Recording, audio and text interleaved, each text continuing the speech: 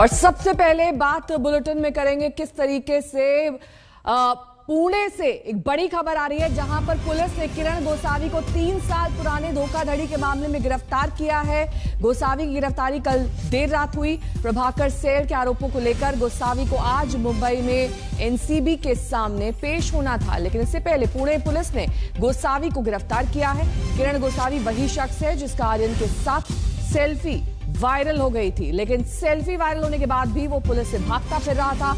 2 दिन पहले उसे लखनऊ में सरेंडर की कोशिश की। उसे पकड़ने पुणे पुलिस की 2 टीम यूपी गई थी, लेकिन गोसावी फिर पुणे आ गया था। आइए आपको दिखाते हैं किरण गोसावी को पुणे पुलिस ने किस केस में गिरफ्तार किया है। ये केस दरअसल 2018 का है। चिन्मय देशमुख नामक युवक ने पुणे के फरसखाना थाने में मामला दर्ज कराया था। आरोप यह है कि मलेशिया में नौकरी दिलाने के नाम पर किरण गोसावी ने उससे 3 लाख रुपए ठग लिए। पैसे मांगे जाने पर जान से मारने की धमकी देता रहा। विद्या मेरी सहयोगी इस वक्त तमाम जानकारी के साथ मुंबई से जुड़ गई है। विद्या, किरण गोसावी का पकड़ा जाना इस केस के लिए कितनी अहम कड़ी साबित हो सकता है? जी देखिए, मामला तो 2018 का है, लेकिन पुणे पुलिस या फिर कह लीजिए महाराष्ट्र पुलिस तब तक कुछ नहीं कर रही थी जब नारकोटिक कंट्रोल ब्यूरो ने किरण गोसावी को पंच विटनेस के तौर पे देखा था और उनका जो फोटो वायरल हुआ था उसका गोसावी का, उसके बाद अगर आपको याद हो नवाब मलिक ने इस मुद्दे को जोर शोर से उठाया था कि कैसे ये जो एक क्रिमिनल रिकॉर्ड वाला ये इंसान है उसको पंच विटनेस बनाया है एनसीबी में, क्योंकि अगर एक तरफ से देखें तो मोर्चा ही खोल रखा है नवाब मलिक ने एनसीबी के खिलाफ, और उसी मोर्चे में कड़ी थे किरण गोसावी। और किरण गोसावी का ये पूरा मामला तब ज्यादा जागरूक हो गया, पुणे पुलिस हरकत में तब आई जब किरण गोसावी का नाम नवाब मलिक ने लिया था, और उसके बाद से ही उनके खिलाफ लुकआउट नोटिस जारी हो गया। और आपको जैसा कि पता ही है, क्योंकि उन्होंने जैसे ही आज तक से बात में बताया कि वो लखनऊ जा रहे हैं सरेंडर करने के लिए, लखनऊ पुलिस ने उनका सरेंडर नहीं लिया। तब जाके पुणे की पुलिस ने आखिरकार जब वो पुणे की पुलिस के सामने पहुंचे सरेंडर करने के लिए, तब उस गिरफ्तारी हुई है किरण गोसावी की। तो इस पूरे मामले में काफी ज्यादा आप कह लीजिए पुणे पुलिस भी बहुत ज्यादा जागरूक नहीं थी इस पूरे मामले में, जब तक नवाब मलिक ने एनसीबी से वो जो जोड़ है वो तब तक नहीं दिखाया था। लौटेंगे आपके पास विद्या, बने रहिएगा हमारे साथ, क्योंकि गिरफ्तारी से पहले किरण गोसावी ने आज तक से खास बातचीत की थी। धोखाधड़ी के आरोपों पर गोसावी ने क्या कुछ कहा था, सुनिए। पुणे के फरसखाना पुलिस स्टेशन में धोखाधड़ी का मामला दर्ज है, तो फिलहाल हमारे साथ किरण गोसावी। सर जय हिंद, नमस्कार, मैं किरण गोसावी। जैसे कि आप बोल रहे कि फरसखाना पुलिस से फरार है और धोखाधड़ी का मामला दर्ज है, तो उस पर मैं पहले बोलना चाहूँगा कि चिन्मय देशमुख जो बंदा है उसको ऑलरेडी मैंने मलेशिया भेजा था। वहाँ पे वो 8 दिन रुका, उसके बाद में वो अपने आप रिटर्न आया, क्योंकि उसका मेडिकल वहाँ पे फेल आया था जब भी उसको पता चला, लेकिन उसने अपने घर वालों को बताया नहीं। काफ़ी सारी बातें वहाँ पे भी हुई है, जो ये बता रहा है कि मुझे रात को 12 बजे 1 बजे दरवाज़ा खटखटाए जाते थे, तो ऐसा कुछ नहीं होता है वहाँ पे कि कंफर्म किया जाता है कि बंदा भाग तो नहीं गया। क्यों? क्योंकि इनके पास में परमिट नहीं होता है। वहाँ पे परमिट लेने के लिए 8 से 10 दिन वर्किंग डेज का टाइम लगता है, तो तब तक वो हमारे मतलब इसमें रहते, निगरानी में रहते हैं। तो उसका दड़पन समझ के या कुछ समझ के अगर ये वहाँ से भाग के आया है, तो उसको मैंने वापस ऑफिस बुलाया था। उसके बाद में बुलाने के बाद उनके पेरेंट्स भी आए थे, मैंने उनसे समझौता किया। मैं बोला जो भी खर्चा हुआ है वो माइनस करके जो बचा हुआ है वो मैं आपको देने को रेडी हूँ। कोई भी आज अगर मैं 10 काम लेता हूँ तो 1-2 काम में प्रॉब्लम आती है। ऐसा मैं परफेक्ट नहीं बोलता हूँ अपने आप को कि मैं परफेक्ट हूँ, 1-2 काम में प्रॉब्लम आती है। आज भी मेरे 100 के ऊपर 100 से ज़्यादा बच्चे वहाँ पे काम कर रहे हैं मलेशिया में, सिंगापुर में, और परमिट का प्रोसेस है जो 8 से 10 दिन का, वो उन्होंने कंप्लीट नहीं किया, इसकी वजह से वो रिटर्न आ गए। प्रभाकर सेल के आरोपों को लेकर आज किरण गोसावी मुंबई में एनसीबी के सामने हाजिर होने वाले थे। गिरफ्तारी से पहले गोसावी ने एक वीडियो जारी करके प्रभाकर सेल पर गंभीर आरोप लगा दिए की जे काही तो बोलतोय की त्याला इथे उभं केलं होतं, तिथे उभं केलं होतं, एवढे पैसे घेतले, तेवढे पैसे घेतले। सॅम डिसोजा सोबत संभाषण कोणाचे झालेले आहेत, किती पैसे कोणी घेतलेले आहेत, प्रभाकर साईलला गेल्या 5 दिवसांमध्ये काय ऑफर आलेले आहे, त्याच्या मोबाईलवरनं तुम्हाला स्पष्टपणे समजेल। मी मीडियाला एवढीच विनंती करतो की प्रभाकर साईल आणि त्याचे दोन्ही भाऊ यांचे सीडीआर रिपोर्ट आणि यांचे मोबाईल कन्व्हर्सेशन काढावे, मोबाईल चॅट्स काढाव्या. माझे मोबाईल चॅट्स काढा प्रभाकर सोबत. जर मी कुठे बोललोय की बाबा इतना पैसा लेके आ, उतना पैसा लेके आ, माझा धंधा है इम्पोर्ट एक्सपोर्ट. समीर वानखेड़े पर प्रभाकर सैल के आरोपों की जांच कर रही एनसीबी ने अपनी बात रखने के लिए प्रभाकर सैल और किरण गोसावी को 2 दिन के भीतर अपनी बात रखने के लिए बुलाया है. इस मामले की जांच के लिए कल एनसीबी की टीम मुंबई पहुंची थी. एनसीबी ने समीर वानखेड़े से करीब 4.5 घंटे पूछताछ की. सर, आप पर आरोप लगाए जा रहे हैं. एक मिनट अंगावर जाऊ नका रे. हमारे जो आप जो एससीटी है उनसे पूछे. नहीं सर, आपने क्या पूछताछ की? आपके बयान दर्ज के लिए क्या हुआ सर? क्या हुआ सर? बयान दर्ज हुए क्या हुआ सर? सर समीर सामने आया है, कुछ तो बोलेंगे इस मामले के बारे में. क्या आप कॉन्फिडेंट है कि आपके खिलाफ कोई कार्रवाई नहीं होगा? सर कोई कार्रवाई होगी नहीं. सवालों की बौछार के बीच ये हैं एनसीबी के तेज तर्रार डायरेक्टर समीर वानखेड़े, जो कभी बड़ी बड़ी हस्तियों को ललकारते थे, अब बैकफुट पर नजर आ रहे हैं. आर्यन ड्रग्स केस के गवाह प्रभाकर सैल के सनसनीखेज के आरोपों को लेकर कल मुंबई के बांद्रा वेस्ट स्थित सीआरपीएफ गेस्ट हाउस में वानखेड़े से करीब 4.5 घंटे पूछताछ हुई है. पूछताछ एनसीबी के उप महानिदेशक ज्ञानेश्वर सिंह की अगुवाई में दिल्ली से आई एनसीबी की 5 सदस्यीय जांच टीम ने किया.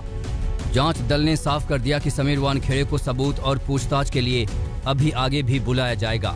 हालांकि आर्यन केस की जांच से उन्हें अभी नहीं हटाया जाएगा. कुछ दस्तावेज इकट्ठे किए, जोन से जो क्रूशियल डॉक्यूमेंट थे लिए. इस जांच को आगे बढ़ाते हुए हम लोगों ने समीर वानखेड़े जी का बयान रिकॉर्ड किया है. लगभग 4-4.5 घंटे चली बयान की रिकॉर्डिंग में बहुत सारी बातें उन्होंने रखी हैं और आने वाले समय में आवश्यकता अनुसार उनसे और भी कागजात लिए जाएंगे और कुछ और साक्ष्य की जरूरत होगी तो उनसे लिया जाएगा. समीर वानखेड़े से तो पूछताछ हो गई, लेकिन एनसीबी की जांच टीम को अब इंतजार प्रभाकर सैल और किरण गोसावी का है. एनसीबी के मुताबिक दोनों को पूछताछ के लिए नोटिस भेजने की कोशिश की गई, लेकिन इसमें कामयाबी नहीं मिली. अब मीडिया के जरिए सैल और गोसावी से हाजिर होने की अपील की गई. दोनों को कल तक का वक्त दिया गया है. हमारे भरसक प्रयासों के बावजूद उनको वो नोटिस नहीं सर्व हो पाया है. तो मैं मीडिया के माध्यम से आप लोगों से ये सहायता लेना चाहूंगा कि केपी गोसावी और प्रभाकर सैल जी जिनके एलिगेशन पर ये इंक्वायरी का गठन हुआ है, वो इंक्वायरी में शामिल हों. कल या परसों किसी भी दिन सीआरपीएफ मेस बांद्रा में आकर टीम के समक्ष जो भी कहना चाहते हो कहें. किरण गोसावी वही शख्स हैं जिनका आर्यन के साथ ये सेल्फी वायरल हुआ था. वो इस केस में स्वतंत्र गवाह हैं, लेकिन गोसावी एनसीबी के सामने हाजिरी लगा पाता इससे पहले ही पुणे पुलिस ने उसे गिरफ्तार कर लिया. पुणे में वो धोखाधड़ी के एक केस में वांटेड था. पुणे पहुंचने से पहले उसने लखनऊ में सरेंडर की कोशिश की थी. कल आज तक से एक्सक्लूसिव बातचीत में उसने एनसीबी के सामने पेश होने की भी बात कही थी, लेकिन इससे पहले वो पुणे पुलिस के फंदे में फंस गया. सर, अभी पुणे का तो मेरा केस जो है वो तो मुझे सॉर्ट आउट करना ही है, लेकिन जो एनसीबी की दिल्ली से टीम आई है वहाँ से मुझे फ़ोन आया है कि मेरे घर पे भी समन्स गया था, तो घर पे मेरे लॉक है, तो मुझे फ़ोन आया उनका. और जो मेरे लोकेशन ट्रेसिंग चालू है वो डिपार्टमेंट की तरफ से तो चालू ही है, प्राइवेटली भी चालू है. इसके लिए मैं मेरा कंटिन्यू फ़ोन चालू नहीं रख सकता, तो मैं वहाँ पे जाके उनका स्टेटमेंट देके चाहिए तो फिर पुणे पुलिस में डायरेक्ट आ जाऊँ या पुणे पुलिस वाले वहाँ पे आएंगे, कोई दिक्कत नहीं है. इस मामले में दूसरे गवाह प्रभाकर सैल को किरण गोसावी का बॉडीगार्ड बताया जाता है. सैल का दावा है कि किरण गोसावी शाहरुख खान से 25 करोड़ रुपए की डील करना चाहता था, जिसमें से 8 करोड़ रुपए कथित तौर पर एनसीबी के अफसर और आर्यन केस की जांच कर रहे समीर वानखेड़े को दिए जाने थे. इसी आरोप पर एनसीबी सैल से पूछताछ करेगी. सैल ने कल मीडिया के बीच आकर कहा कि गोसावी जब सामने आएंगे तो सब कुछ साफ हो जाएगा. उनको सरेंडर होने दो, फिर हम लोग बात करेंगे, ठीक है? और भी कुछ है मेरे पास, मैं आपको सब बताऊंगा. ओके, धन्यवाद. इस पूरे मामले में समीर वानखेड़े पर जांच की आंच मुंबई पुलिस से भी पहुंच रही है. मुंबई पुलिस में वानखेड़े के खिलाफ रिश्वतखोरी के 4 केस दर्ज हैं. इसकी जांच के लिए 4 अधिकारियों की नियुक्ति कर दी गई है। चारों जांच की निगरानी additional police commissioner Dilip Sawant कर रहे हैं। मुंबई से सौरभ वक्तानिया, साहिल जोशी और पुणे से पंकज खेलकर के साथ आज तक ब्यूरो।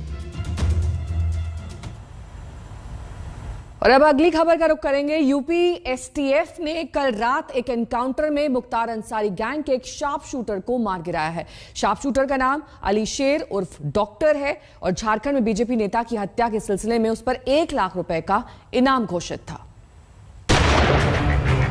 यूपी एसटीएफ की बड़ी कामयाबी। बीजेपी नेता का कातिल मुठभेड़ में ढेर। 1 लाख का इनामी अली शेर एनकाउंटर में ढेर। लखनऊ के मरियाव इलाके में बीती रात हुए एक सनसनीखेज एनकाउंटर के बाद की ये तस्वीर है। इस एनकाउंटर में यूपी एसटीएफ ने मुख्तार अंसारी गैंग के शार्प शूटर अली शेर और उसके साथी कामरान को मार गिराया। अली शेर उर्फ डॉक्टर पर 1 लाख रुपए का इनाम था। वो मुख्तार अंसारी के IS 191 गैंग का शार्प शूटर था। आरोप है कि पिछले महीने की 22 तारीख को झारखंड में बीजेपी नेता जीतराम मुंडा की हत्या कर फरार चल रहा था।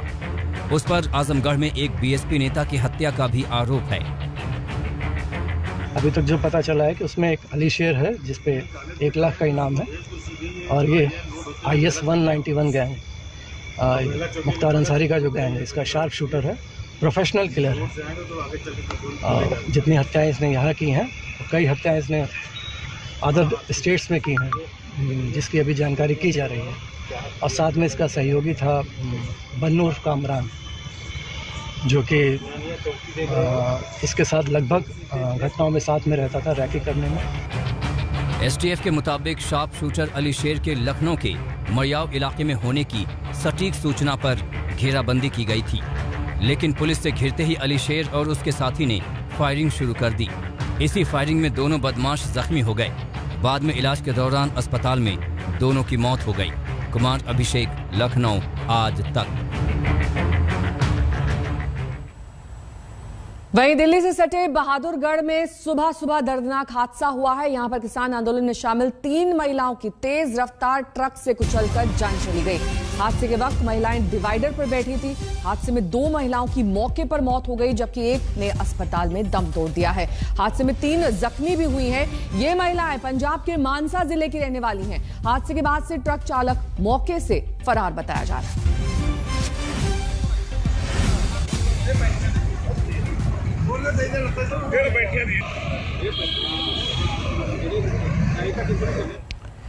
वहीं टिकरी बॉर्डर के पास हादसा हुआ तो सिंघू बॉर्डर पर बवाल हुआ। कल सिंघू बॉर्डर पर किसानों और पुलिस के बीच संघर्ष हुआ। क्या है पूरा मामला, देखिए इस रिपोर्ट के जरिए।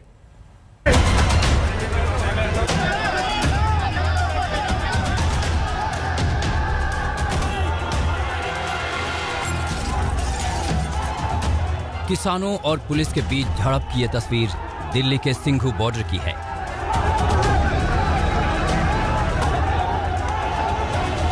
ये किसान सिंघू बॉर्डर पर मारे गए लखविंदर सिंह के उस जगह पर हवन करना चाहते थे जहां लखविंदर की हत्या हुई थी, लेकिन पुलिस ने जब उन्हें रोकने की कोशिश की तो किसान पुलिस वालों से भिड़ गए। किसानों की भीड़ को रोकने के लिए पुलिस ने लाठीचार्ज का सहारा लिया।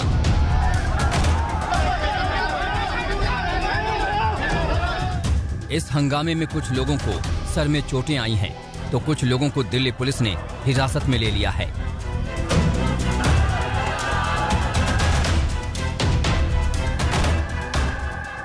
कल शाम से ही बड़ी तादाद में किसानों का सिंघू बॉर्डर पर पहुंचना शुरू हो गया था। उत्तराखंड और यूपी से ये किसान पहुंचे थे और शाम ढलते ढलते किसानों का बड़ा हुजूम उमड़ पड़ा।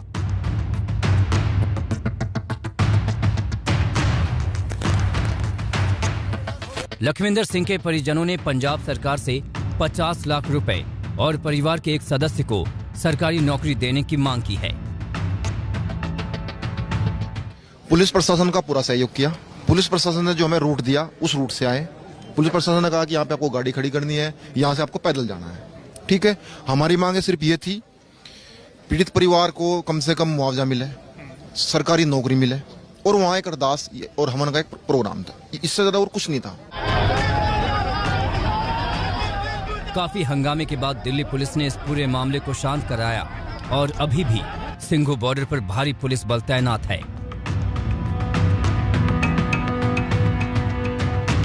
उधर सिंघू बॉर्डर की दूसरी तरफ निहंगों का जत्था भी मौजूद है।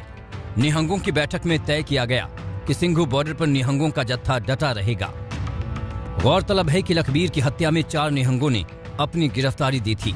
बैठक में यह भी तय किया गया कि दिवाली के बाद निहंग गुरुद्वारों की सुरक्षा व्यवस्था देखने पंजाब के गांव-गांव जाएंगे। सिंघू बॉर्डर पर किसानों का आंदोलन पिछले कुछ दिनों से खबरों से बिल्कुल दूर था, लेकिन कल की घटना के बाद एक बार फिर से सुर्खियों में है। सोनीपत से पवन राठी के साथ पंकज जैन, दिल्ली आज तक। इंटरकॉन्टिनेंटल बैलिस्टिक मिसाइल अग्नि 5 का कल सफल परीक्षण किया गया। 5000 किलोमीटर तक मारक क्षमता रखने वाली इस मिसाइल के सटीक निशाने पर अब चीन का हर इलाका आ चुका है। इस मिसाइल में 1500 किलो के परमाणु वॉरहेड को भी लोड किया जा सकता है। अब संभल जाना चीन, क्योंकि भारत की जद में पूरा चीन।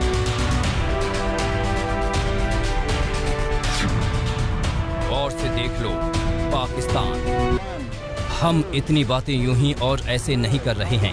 वजह ठोस है और भारी भरकम है, क्योंकि भारत ने बैलिस्टिक मिसाइल अग्नि 5 का सफल परीक्षण किया है। हिंदुस्तान का ये एक ऐसा मारक हथियार है जिसकी जद में न सिर्फ पूरा पाकिस्तान है, बल्कि चीन का सबसे उत्तरी शहर हार्बिन भी इसके सटीक निशाने के दायरे में है। बुधवार देर शाम 7:50 पर ओडिशा के एपीजे अब्दुल कलाम द्वीप से इसका सफल परीक्षण किया गया। हालांकि अग्नि 5 मिसाइल की अनेकों खासियतें हैं, लेकिन सबसे पहले हम आपको बता दें कि ये 5000 किलोमीटर दूर तक दुश्मन के ठिकानों को बेहद अचूक वार से तबाह कर सकती है। जी हां, 5000 किलोमीटर दूर तक मार करने वाली मिसाइल बनाकर भारत इंटरकॉन्टिनेंटल बैलिस्टिक मिसाइल बनाने वाले दुनिया के 5 देशों के क्लब में शामिल है। अग्नि 5 हिंदुस्तान की बनाई हुई अपनी इंटरकॉन्टिनेंटल बैलिस्टिक मिसाइल है। अग्नि 5 मिसाइल महज 20 मिनट में 5000 किलोमीटर की दूरी तय कर 1.5 मीटर के टारगेट पर भी निशाना लगा लेगी। अग्नि 5 की स्पीड गोली से भी तेज है। इसकी तेजी आवाज की गति से भी 24 गुनी ज्यादा है और इसकी क्षमता 1500 किलो के न्यूक्लियर वॉरहेड उठाने की है। इसकी सर्कुलर एरर प्रोबेबिलिटी केवल 10 मीटर है, यानी दूसरे लफ्जों में दुनिया की तकरीबन सबसे एक्यूरेट मिसाइल है। डीआरडीओ ने सबसे पहले अग्नि 5 का पहला सफल परीक्षण साल 2012 में किया था। इससे पहले अग्नि 1, अग्नि 2 और अग्नि 3 को भारतीय सेना में शामिल कर लिया गया है। मंजीत सिंह नेगी, दिल्ली आज तक। इसी के साथ यहाँ रुकना होगा एक छोटे से ब्रेक के लिए। फौरन होंगे हाजिर कुछ और खबरों के साथ। देखते रहिए आज तक।